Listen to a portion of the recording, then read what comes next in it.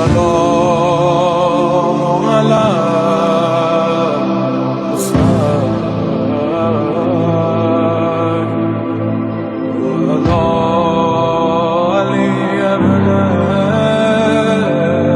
مجتهدون الذي ليس لصفته حد محدود ولا نعت موجود ولا وقت معدود ولا أجل ممدود فطر الخلائق بقدرته ونشر الرياح برحمته الصلاة والسلام على الرسول المسدد المصطفى الأمجد المحمود الأحمد سيدنا ومولانا ومولى الكونين جد الحسن والحسين وعاني والقاسم محمد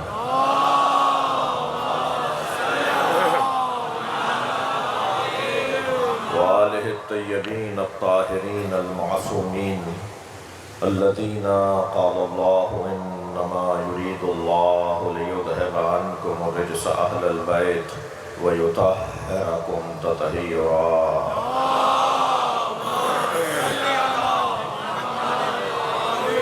ولعنة الله على أعدائهم أجمعين من يوم عداوتهم إلى قيام يوم الدين أما بعد قال الحكيم في قرآن الكريم بسم الله الرحمن الرحيم ولو اتبع الحق أهواءهم لفسدت السماوات والأرض ومن فيهن صلوات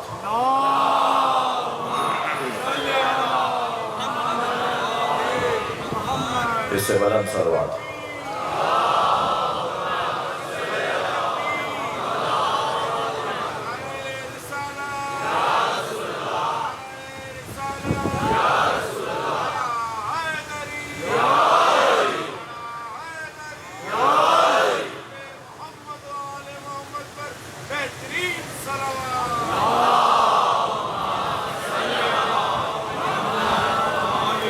التماس کروں گا ایک مرتبہ سورہ فاتحہ 3 مرتبہ سورہ اخلاص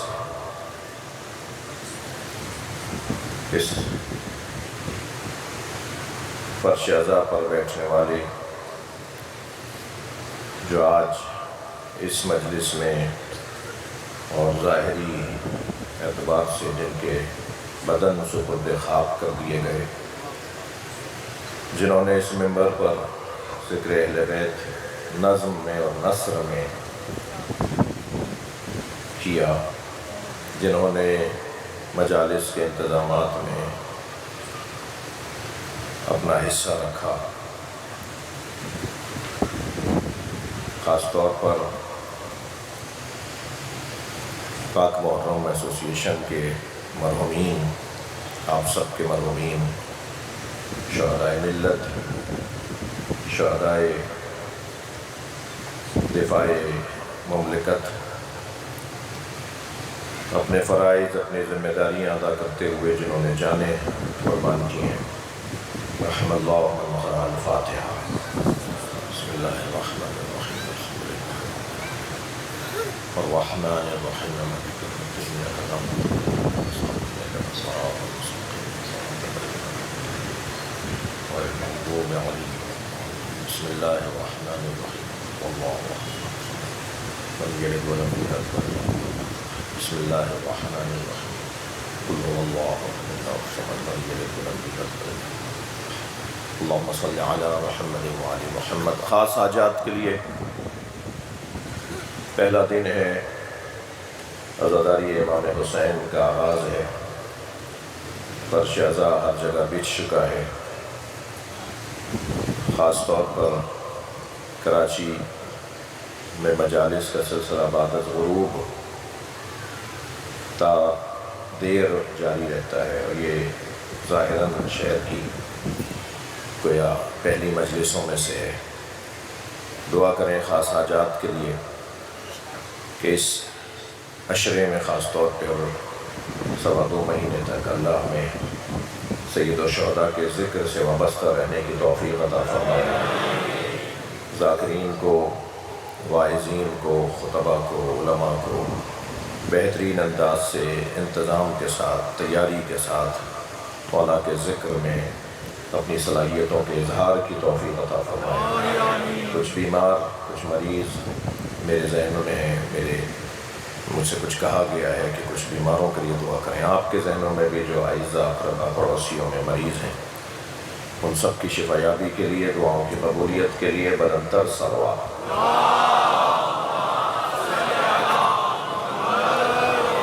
ایک اور بلند صلوات دیے گا۔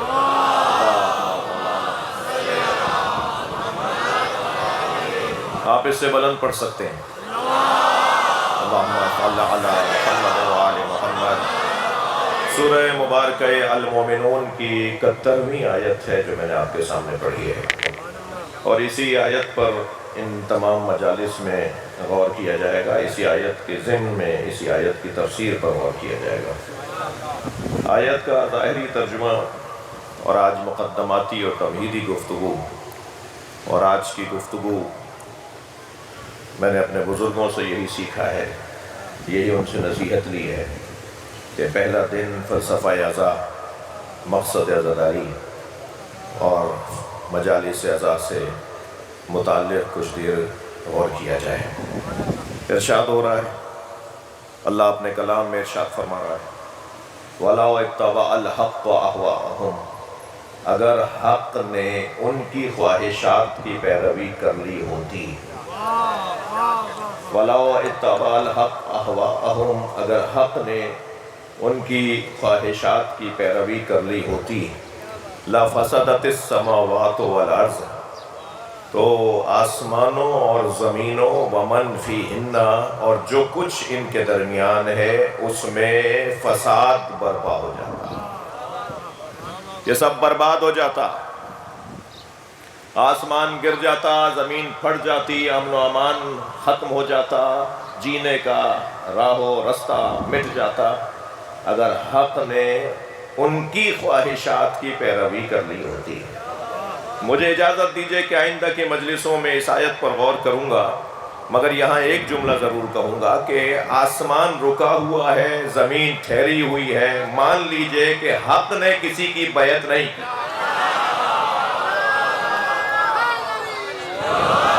بلند صلوات ہدیہ کریں نبی کے نام۔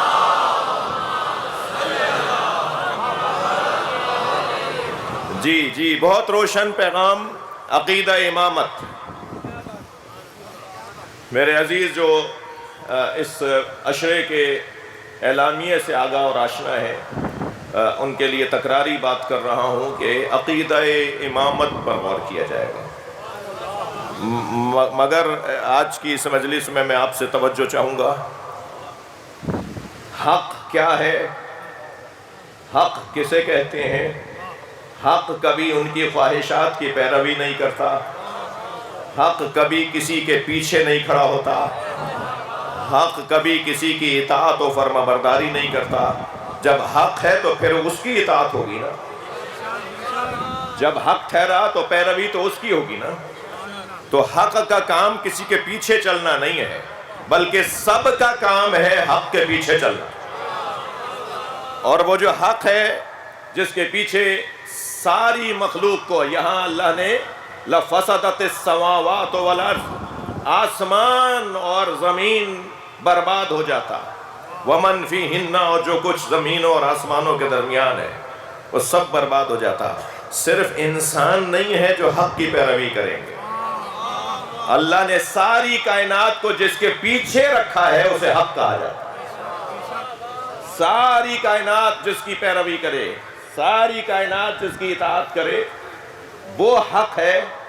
اور حق کیا ہے یہ بھی بہت روشن ہے، مگر اتنا کہتا ہوا گزروں عزیزو کہ مجھے اور آپ کو یہ سعادت حاصل ہے کہ ہم جہاں بیٹھے ہیں وہ حق ہے۔ بلند صلوات ہدیہ کریں نبی کے ذات۔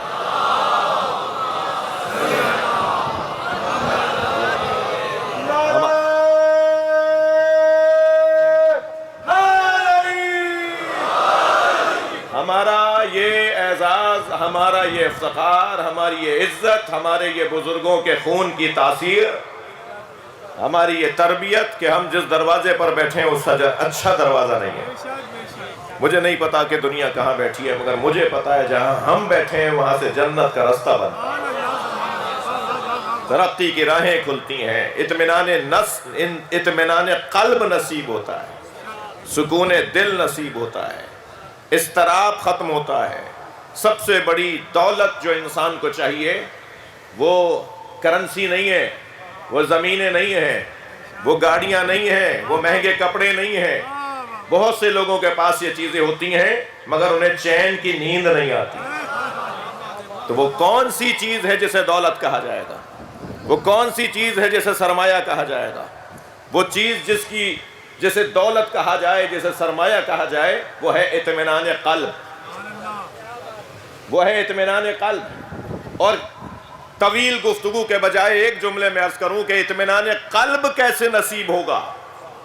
ان بچوں جوانوں کے لیے پیغام دے رہا ہوں، اطمینان قلب نصیب ہوگا صاحب نفس مطمئنہ کے دروازے پہ آنے سے۔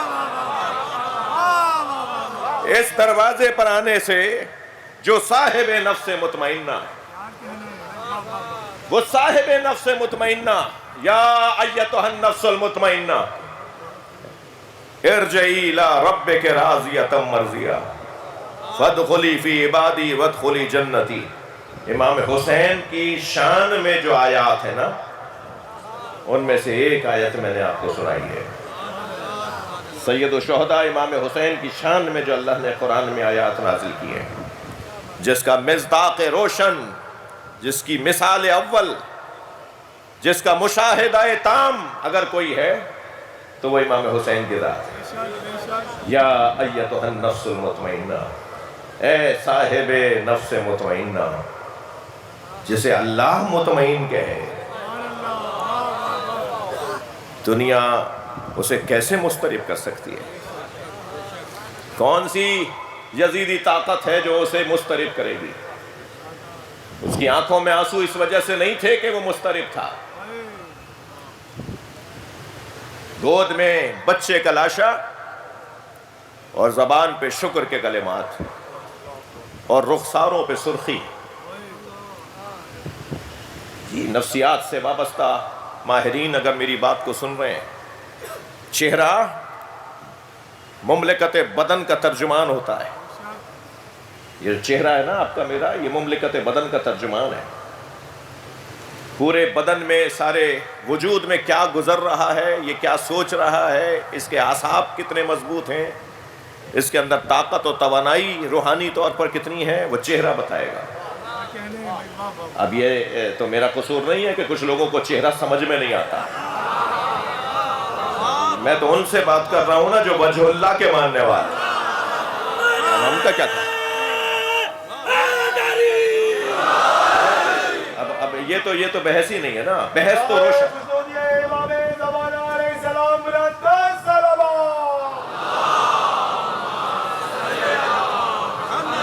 بھائی بلند تر صلوات کہی تھی انہوں نے، بلند تر صلوات پڑھی۔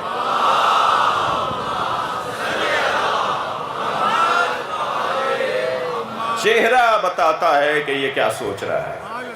تمام مورخین نے لکھا ہے، مقتل نگاروں نے لکھا ہے، حتیٰ یزیدی سپاہ کے سپاہیوں نے حضرت مختار کے دربار میں گواہی دی کہ حسین کے چہرے پہ سرخی تھی۔ عاشور کے دن عصر کے وقت امام حسین کا چہرہ مبارک، رخسار سرخ تھے، چہرے پہ اطمینان تھا۔ کبھی غور کیا ہے تو باب مقتل کی بات ہے، تو مصیبت کی بات، کبھی غور کیا کہ یہاں کوئی چیز چبھ رہی ہو، کوئی زخم لگ رہا ہو اور انسان تسبیح پڑھ رہا ہو، اس کی زبان پہ قرآنی آیات ہو، اس کی زبان پہ ذکر الہی ہو۔ سنی شیعہ نے اس منظر کو لکھا ہے کہ امام حسین کے قریب جب شمر خنجر لے کے آ رہا تھا تو امام حسین کی زبان پہ تسبیح، اللہ کا ذکر تھا، بلکہ یہاں تک بھی ہے کہ پہلی ضربت پہ کہا تھا بسم اللہ۔ دوسری ضربت پہ کہا تھا وَبِاللَّهِ وَفِي سَبِيلِ اللَّهِ وَعَلَى مِلَّةِ رَسُولِ اللَّهِ تُوبَ لَكَ إِنَّكَ أَنْتَ التَّوَّابُ الرَّحِيمُ اِنَّا لِلَّهِ وَإِنَّا إِلَيْهِ رَاجِعُونَ اطمینان قلب حسین ابن علی۔ عزیزان گرامی،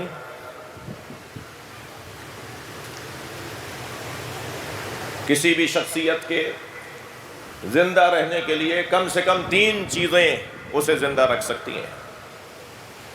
کوئی شخص چاہتا ہے کہ وہ باقی رہے، زندہ رہے، اس کا ذکر رہے، اسے یاد کیا جائے، وہ مرنے نہ پائے، چاہے اس کا بدن قبر کے حوالے کر دیا جائے، اسے مردہ شمار نہ کیا جائے، وہ نظر نہ آ رہا ہو مگر ہو، اسے لوگ دیکھ نہ رہے ہوں مگر وہ ہو۔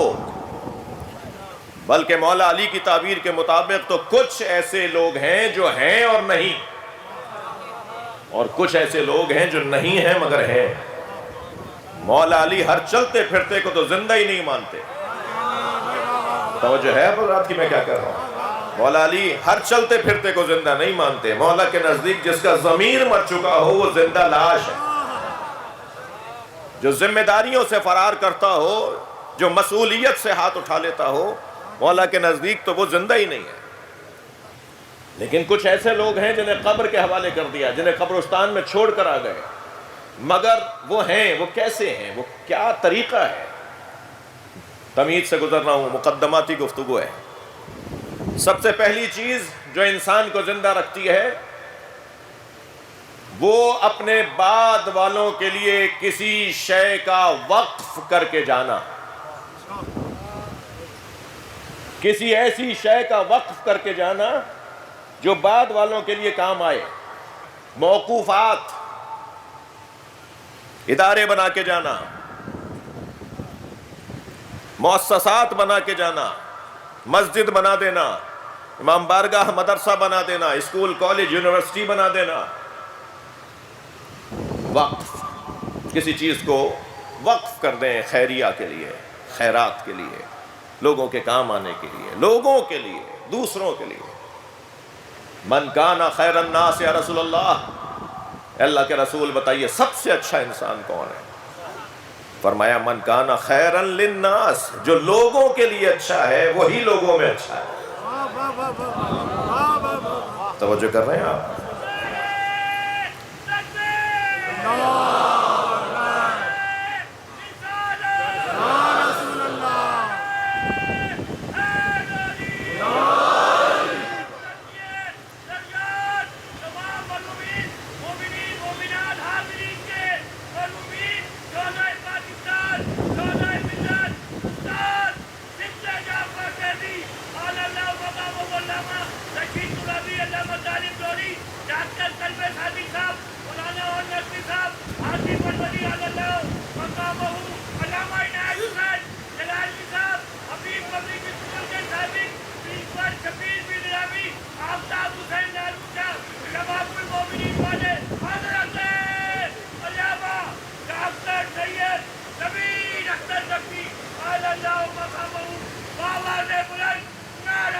صلوات۔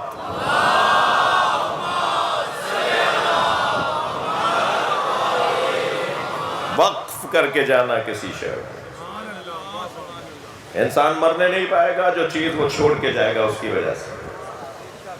دوسری چیز کتاب لکھنا، یہ میں حدیث سنا رہا ہوں آپ کو، کتاب لکھ کر جانا، کوئی علمی ورق چھوڑ کر جانا، حتیٰ ایک ورق بھی اگر کوئی علم کا چھوڑ کر گیا ہے، معصوم فرماتے ہیں وہ ورق اس کے لیے آخرت میں ڈھال بن جائے گا، وہ اسے دھوپ سے، تپش سے، اذیت سے بچائے گا۔ دوسری چیز کتاب ہے۔ تیسری چیز ولد صالح، نیک اولاد، اولاد کی ایسی تربیت کی جائے کہ وہ جب دنیا سے جائے تو گویا جا نہیں پائے، اس کی اولاد اس کی صورت میں باقی ہے۔ ولد صالح انسان کو مرنے نہیں دیتا، نیک اولاد انسان کو مرنے نہیں دیتی۔ اگر آمادہ ہیں تو نتیجہ دے رہا ہوں، عزیزان گرامی، جس کے دسترخوان پہ بیٹھے ہیں نا وہ اسلام وقف کر کے گیا ہے۔ اور قرآن کتاب دے کر گیا ہے، حسین اولاد دے کر گیا ہے۔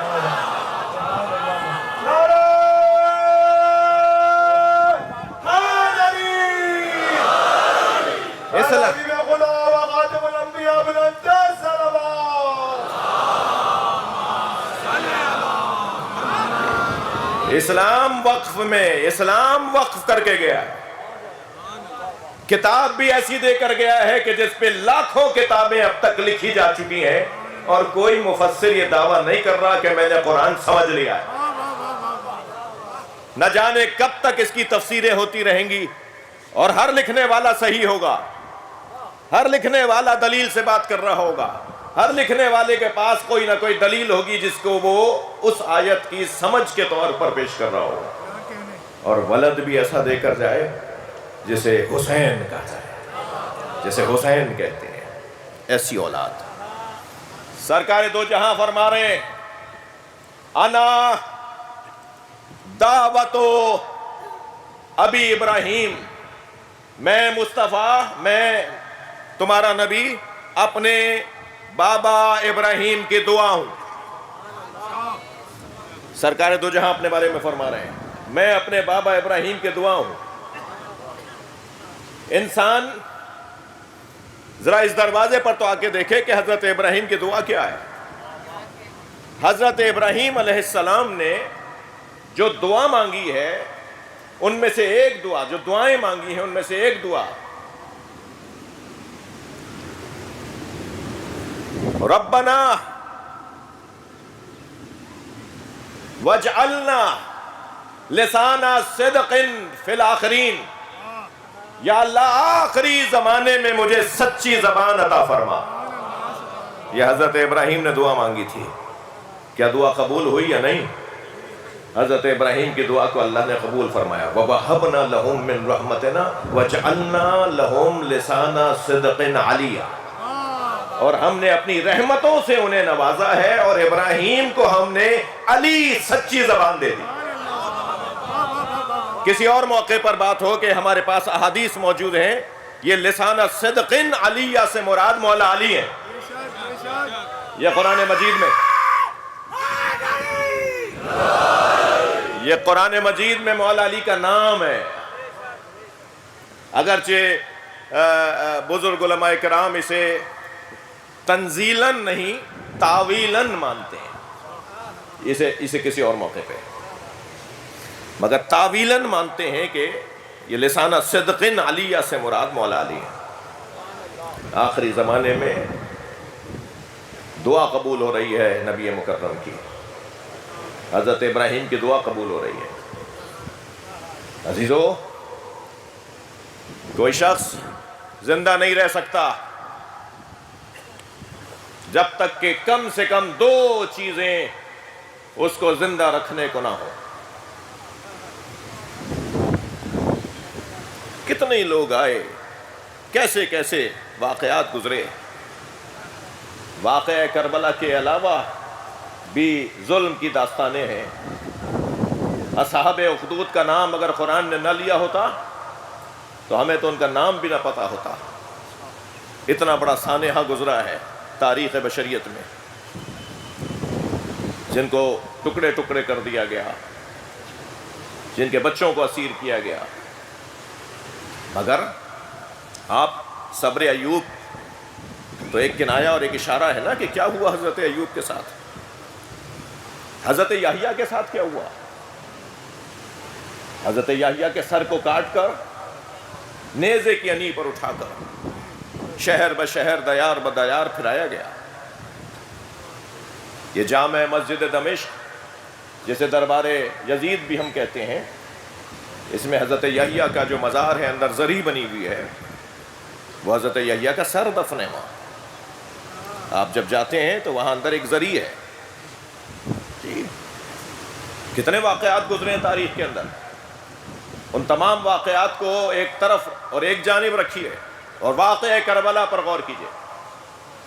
کیا سبب ہے کہ باقی واقعات تاریخ کا حصہ ہو گئے، باقی واقعات مظلوموں کا تذکرہ بن گئے، مگر حسین کا واقعہ ہدایت کا نظام بن گیا۔ حسین مولا کا واقعہ چراغ ہدایت بن گیا، حسین مولا کا یہ ذکر کشتی نجات بن گیا۔ وہ کون، وہ کیا ہوا، وہ کیوں ہوا، وہ کیسے ہوا؟ واقعات تو بہت تھے، مگر یہ واقعہ کیوں ایسے زندہ رہ گیا؟ اس میں اور اگر بہت ہی چھوٹے پیمانے پر اور انتہائی محدود پیمانے پر کچھ شخصیات کے تذکرے کو لیں تو اس کے پیچھے دو سبب، کم سے کم دو سبب ہیں، کم سے کم دو سبب ہیں۔ سب سے پہلا سبب ارادہ پروردگار،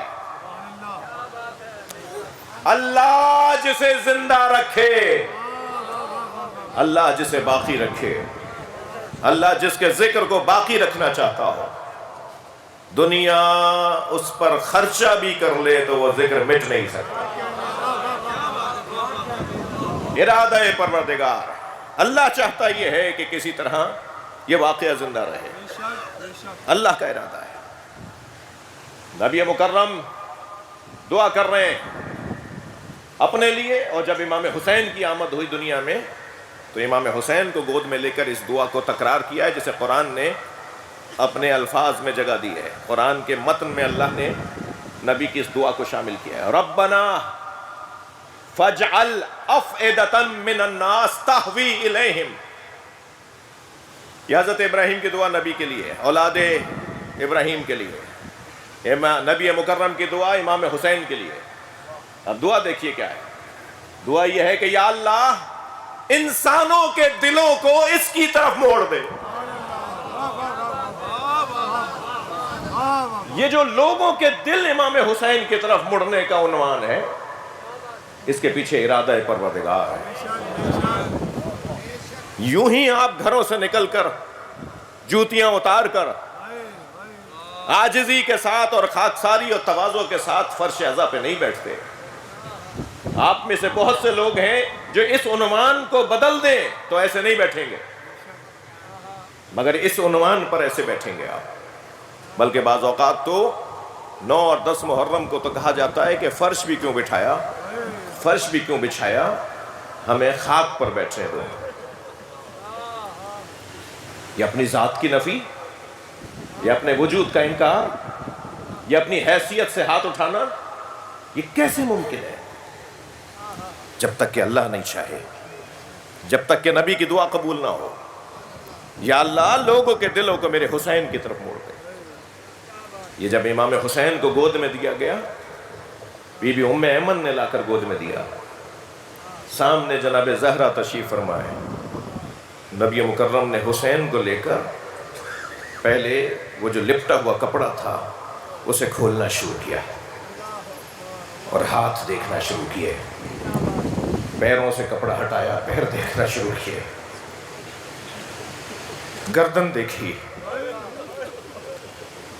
اپنے ہاتھ پہ پشت کی طرف حسین کو لٹایا، امام حسین کی پشت کو دیکھا، اور پھر کبھی گلے کا بوسہ دیا، کبھی سینے کا بوسہ دیا، اور ہاتھ پیروں کو دیکھ دیکھ کے رونے لگے۔ تو دور سے جناب زہرا نے فرمایا، بابا میرے بچے میں کوئی نقص ہے؟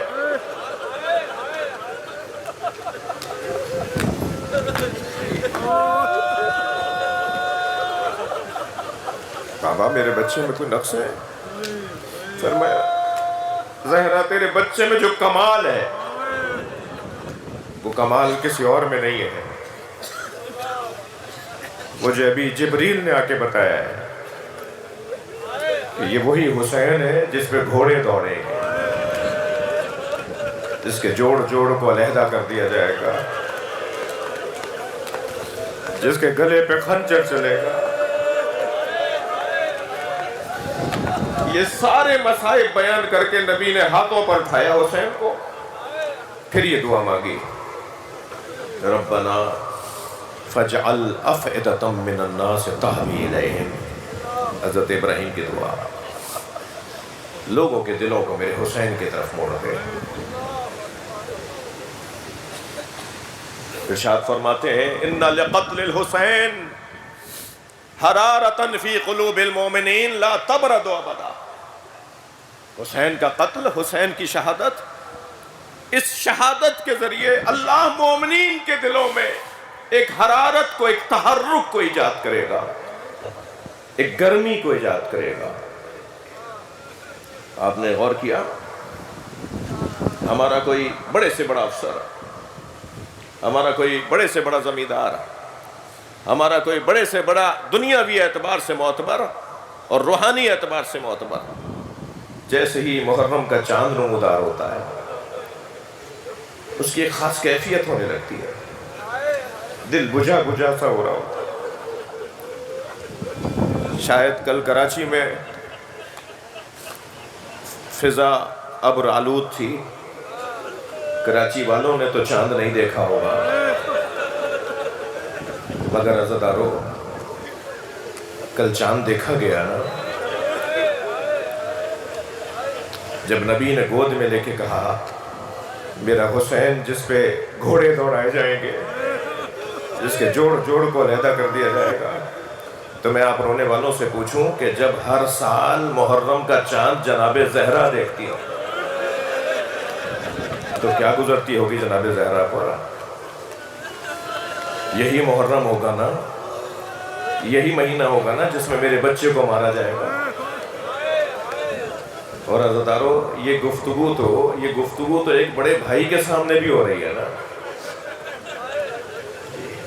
اور پھر جناب زہرا نے جناب زینب کو بھی بتایا ہے نا کہ حسین کو کیسے مارا جائے گا۔ تو جب ہر سال محرم کا چاند آتا ہوگا تو بہن کی چیخ نکل جاتی ہے، ماں کی آنکھوں میں آنسو آ جاتے ہوں گے۔ اجرکم اللہ، ارادہ پروردگار، اللہ کا ارادہ ہے، یہ ایسے نہیں ہو رہا۔ پوری فضا غم آثار ہے، پورا ماحول غم زدہ ہے۔ آج تو پہلی محرم ہے نا، میں نے یہ روایت پڑھی ہے کہ جب چاند محرم کا نمودار ہوتا ہے تو جبریل حسین کا خون بھرا کرتا، جس کرتے میں امام حسین کو شہید کیا گیا،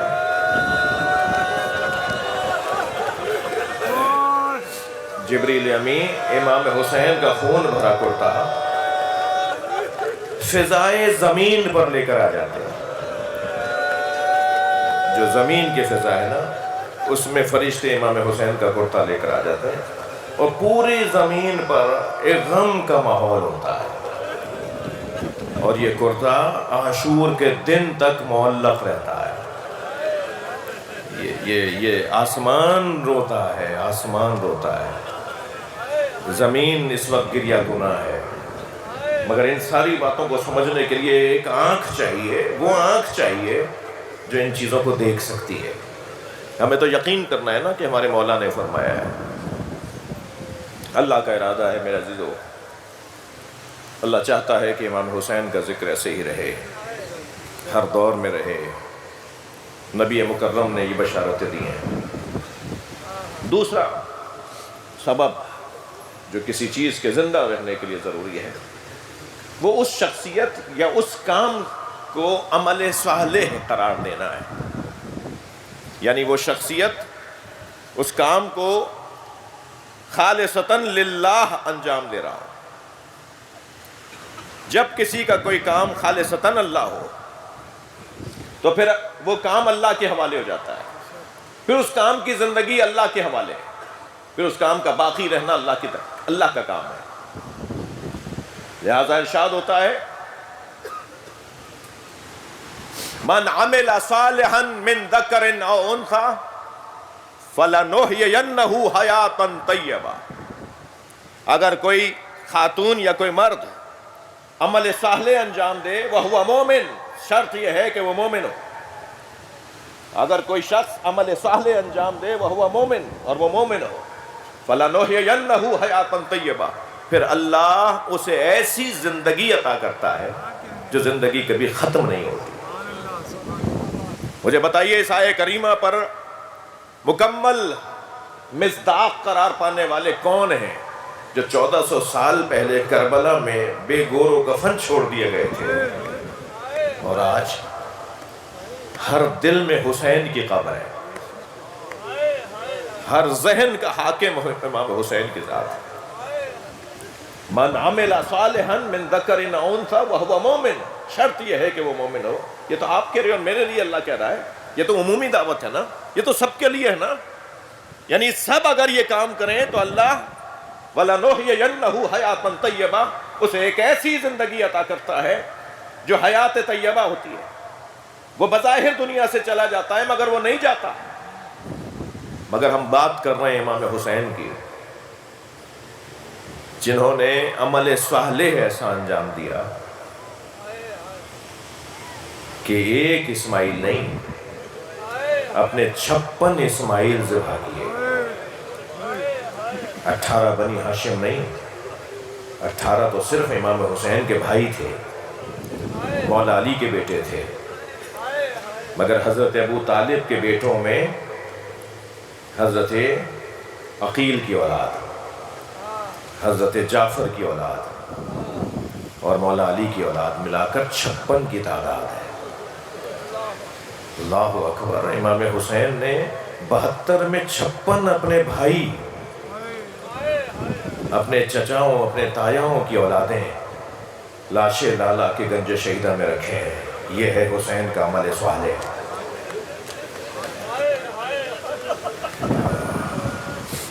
پہلی محرم ہے، میرا بیان کچھ ایسا ہی رہے گا۔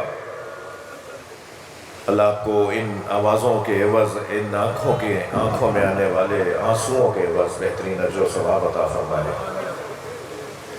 عمل صالح، کیسا عمل صالح امام حسین کا؟ کیسا عمل صالح ہے؟ سجا کے لائے ہیں قافلہ، ساری بہنیں بھی آئیں گی، 3 زوجائیں ہیں وہ بھی آئیں گی، ان کے ساتھ ان کے بچے بھی آئیں گے، ایک بیٹی کو چھوڑ کر آئیں گے۔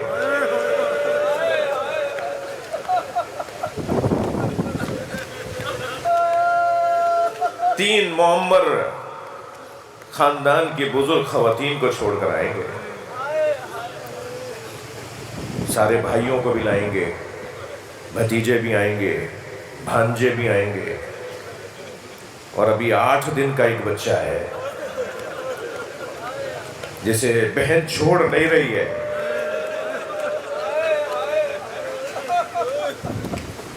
اور بھائی بھی بہن سے لپٹا ہوا ہے، اور یہ چند دن کا بچہ بہن کی گود کو چھوڑ نہیں رہا، کسی اور کی گود میں آ نہیں رہا۔ نہ جانے کیا کہا ہے امام حسین نے کان میں جا کے،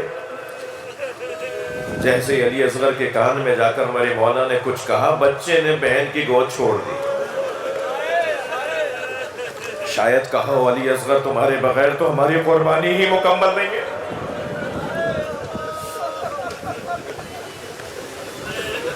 تقریباً 6 مہینے تک مکے میں رہے میرے مولا، 28 سے زیادہ وادیوں میں قیام کرتے ہوئے، اولاد والے بھی بیٹھے ہیں، نازنین بچوں کے ماں باپ بھی آئے ہوئے ہیں، نرم بدن والے بچوں کی ماں باپ بھی آئے ہوئے ہیں۔ سلام ہو امام زین العابدین پر، اللہ نے ہر ایک سے اس کے مزاج کے مطابق امتحان لیا ہے۔ حضرت یوسف پانی سے ہولتے تھے، بھائیوں نے کنویں میں پھینک دیا۔ حضرت ابراہیم کے ہاں بڑھاپے میں منت مرادوں سے اسماعیل دنیا میں آئے، اللہ نے فرمایا اسماعیل کے گلے پہ چھری چلا دو۔ جناب زہرا کے مزاج میں مانگنا نہیں تھا،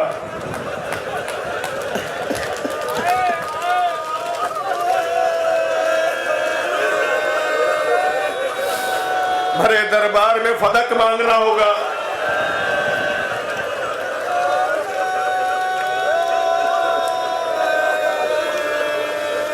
مولا علی کے ہاں غیرت مندی بہت تھی، بازار میں ایک یہودی عورت کو پٹتے دیکھا تھا، 3 دن علی نے کھانا نہیں کھایا، جب کبھی کھانا سامنے آتا تھا فرماتے تھے میں نے ایک خاتون کو پٹتے دیکھا ہے، علی کے ہاں غیرت مندی بہت تھی، جلتا دروازہ۔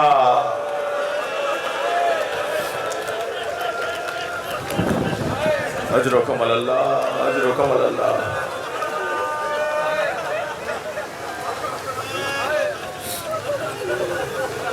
امام سجاد کا بدن نازنین بہت تھا، نرم بدن تھا امام سجاد کا، ہاتھ پیر بہت نرم تھے امام سجاد کے۔ اکثر سفروں سے لوٹتے ہوئے بخار ہو جاتا تھا۔ جب کسی طویل سفر سے لوٹتے تھے نا تو امام حسین فرماتے تھے میرے زین العابدین کو تب کی کیفیت ہوگی، میرے بچے کا بدن بہت نازنین ہے۔ جس کا بدن بہت نازنین تھا نا، وہ کوفہ و شام کی راہوں میں پیروں میں کانٹے چبھیں گے، پیروں میں بیڑیاں ہوں گی، ہاتھوں میں ہتھکڑیاں ہوں گی، گلے میں خاردار طوق ہوگا۔ اجرکم اللہ۔ اپنی آوازوں کو آزاد کیجئے گا، یہ مجلس ایسے ہی تمام ہوگی۔ جو جہاں بیٹھا ہے پرسہ بھی دیتا رہے گا، جس کے مذہب میں رونا جائز ہے وہ تکلف نہ کرے۔ جب امام سجاد کو غسل دیا ہے نا امام باقر نے، تو ایسے چیخ مار کے روئے ہیں کہ گلی میں موجود لوگوں نے آواز سنی۔ جب کسی نے بعد میں پوچھا نا، فرمایا جب میں نے کرتا علیحدہ کیا تو میرے بابا کے بدن پہ نشانات۔ اجرکم اللہ۔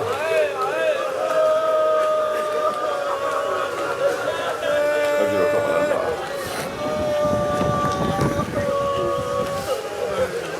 اللہ ارشاد فرما رہا ہے ان الذین آمنوا وعملوا الصالحات سیجعل لهم الرحمن ودا، سورہ مبارکہ نحل۔ وہ افراد جو صاحبان ایمان ہیں اور صاحبان کردار ہیں، اللہ ان کی محبت لوگوں کے دلوں میں ڈالتا ہے۔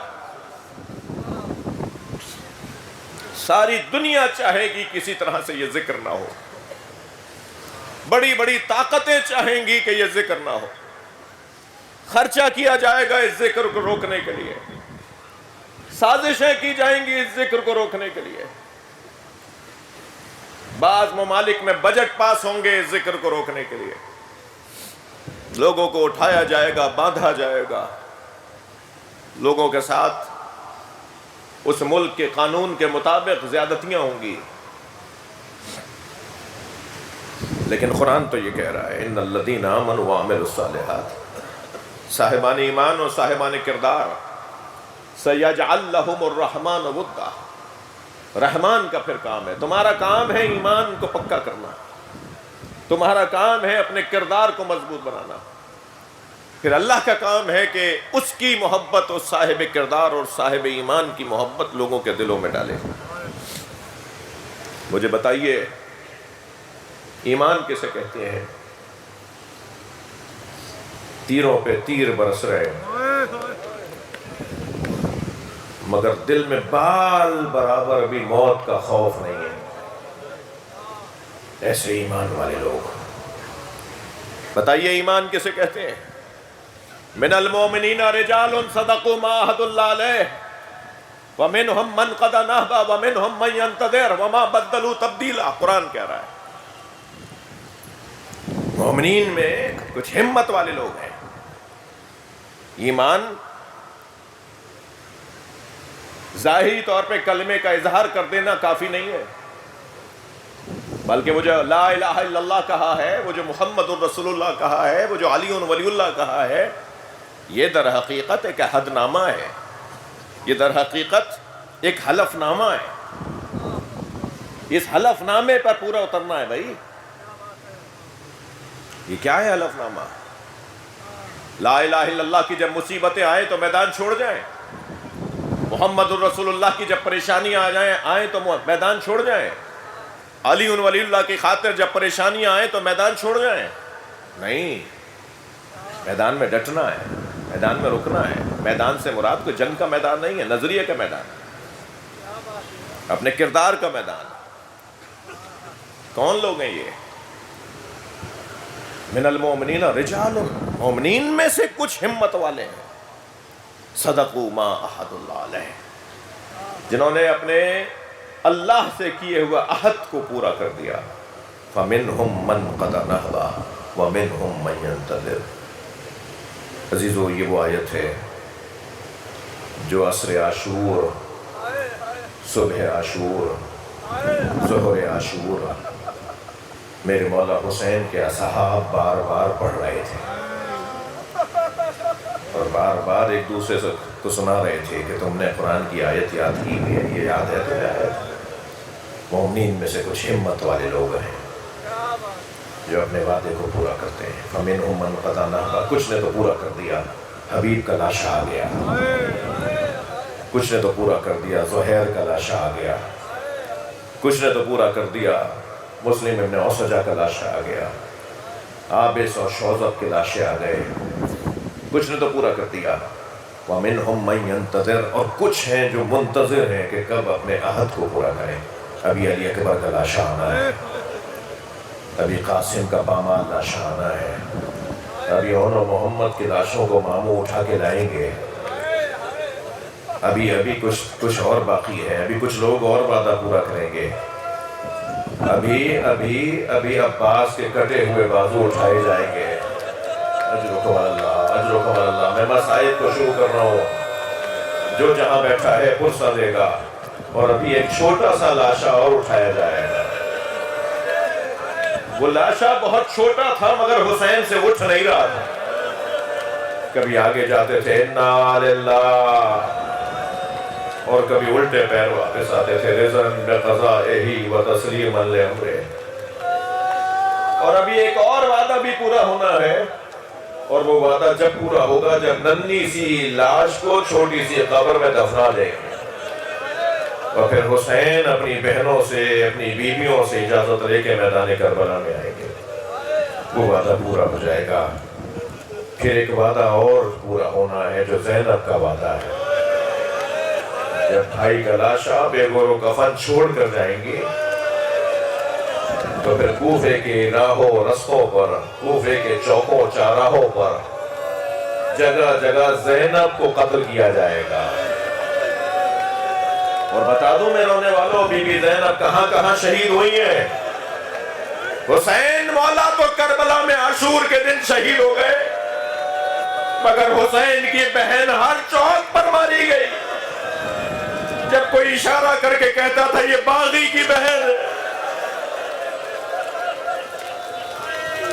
جب کوئی اشارہ کر کے کہتا تھا یہ علی کی بیٹی ہے، ہر راہ و رستے پر علی کی بیٹیوں کو مارا گیا. ایک جگہ ایسی آئی تھی جہاں جناب زینب نے فرمایا تھا میں نہیں جاؤں گی، اور وہ جگہ وہ تھی کہ جہاں شرابیوں کو دربار میں لے جایا جا رہا تھا، بد کرداروں کو کرسیوں پر بٹھایا جا رہا تھا، اور علی کی بیٹی کو روکا گیا ابھی دربار سجا نہیں ہے. جب آواز دے کر کہا گیا اب علی کی بیٹیوں کو، اب نبی زادیوں کو، اب اسیروں کو اندر لاؤ، تو میری بیوی نے فرمایا میں اس دربار میں نہیں جاؤں گی. تو ایک مرتبہ ایک شخص تعزیانہ لے کر امام سجاد کے قریب آیا، اور اس نے امام سجاد کی پشت مبارک پر تاریخ ظلم کو رقم کرنا شروع کیا. تو ایک مرتبہ آواز آئی کہ کوئی حسین کے سر کو دیکھے. تو جناب زینب نے دیکھا کہ امام حسین کی آنکھوں سے آنسو جاری ہے. فرمایا بھائی تمہیں کس بات نے رلایا؟ کہ زینب دربار میں چلی جاؤ.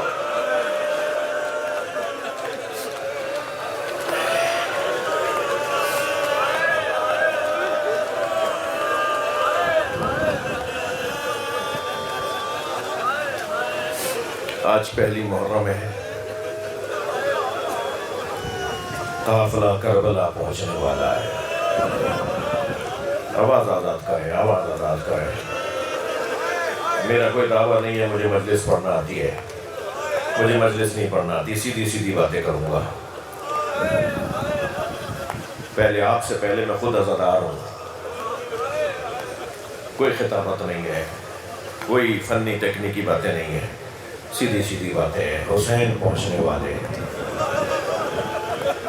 کل 2 محرم کو امام حسین کا قافلہ کربلا میں داخل ہوگا۔ عزادارو چلو کربلا سے خار چنیں، کربلا سے کنکر بینیں، کربلا سے پتھر اٹھائیں، کوئی خار سکینہ کے پیروں میں نہ چپ جائے، کوئی کنکر امام سجاد کے پیروں میں نہ لگ جائے، کوئی پتھر امام محمد باقر کے پیروں میں نہ لگ جائے۔ اجرکم اللہ۔ چلیے اس سے پہلے کہ حسین مولا کا گھوڑا کربلا پہنچے، ہم اپنی سواری کو کربلا پہنچائیں۔ حسین مولا کو کربلا نے ڈھونڈا تھا یا کربلا نے حسین کو ڈھونڈا تھا؟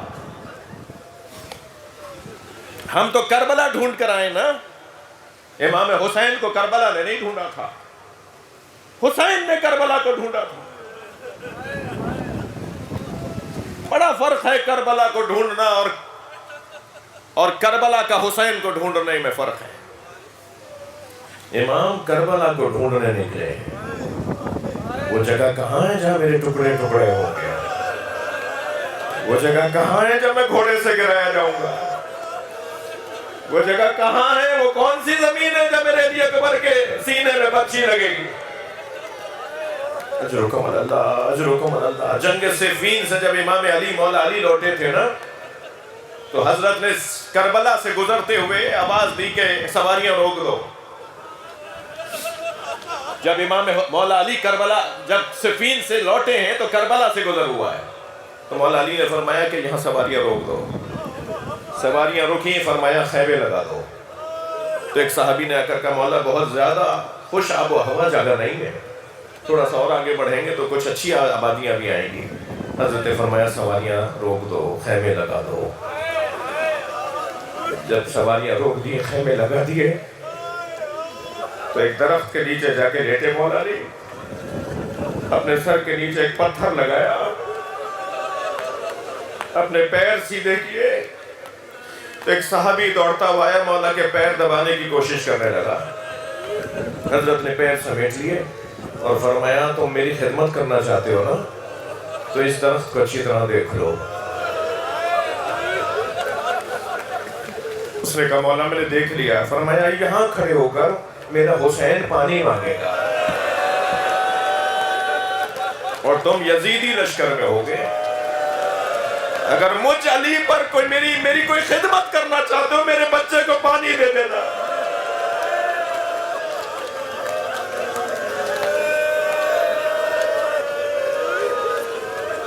ایک شخص اور آیا دوڑتا ہوا، کہنے لگا مولا یہ بہت زیادہ ایسی جگہ تو نہیں تھی، کہیں آگے نہ رکیں؟ حضرت نے فرمایا ہا ہنا ہا ہنا ہا ہنا مشارع عشاق، یا عاشقوں کے اترنے کی جگہ ہے، یہاں اللہ کے عاشقوں کے اترنے کی جگہ ہے۔ چلیں کربلا چلیں، زلزلہ پہنچنے والا ہے، اپنے دل کو کربلا لے چلیے، اپنی آنکھوں کو کربلا لے چلیے۔ ایک ماں ہم سے پہلے پہنچی ہوئی، مجلس میں خواتین بھی ہیں، میں ان سے ہاتھ جوڑ کے کہوں گا مجمع میں کسی کو دھکا نہ لگ جائے۔ ایک بیوی اپنے ساتھ 4 سالہ پوتی کو لے کر آتی ہے، اور آپ عزاداروں سے ہاتھ جوڑ کے کہوں گا کسی کو تکلیف نہ ہو جائے۔ کیا معلوم آپ کے درمیان وہ مولا آئے بیٹھے ہوں جنہیں امام سجاد کہتے ہیں، اور وہ بیوی جب بیویوں میں آ کے بیٹھتی ہے، وہ بیوی جب عزاداروں میں آ کے بیٹھتی ہے، اور جیسے آپ رو رہے ہیں نا ایسے عزادار رو رہے ہوتے، تو وہ چھوٹی سی بچی کہتی ہے دادی یہ لوگ ایسے کیوں رو رہے ہیں؟ تو بیوی فرماتی ہے یہ تمہارے بابا حسین کو رو رہے ہیں۔ بس آخری جملہ کہہ رہا ہوں، عزاداروں آپ نے گریہ کر لیا، ہر آنکھ میں آنسو آ گئے۔ وہ بیوی کہتی ہیں تمہارے بابا حسین کو رو رہے ہیں۔ تو حسرت بھری نگاہوں سے ٹھنڈی سانس لے کے سکینہ کہتی ہوں گی کاش یہ کربلا ہوتے۔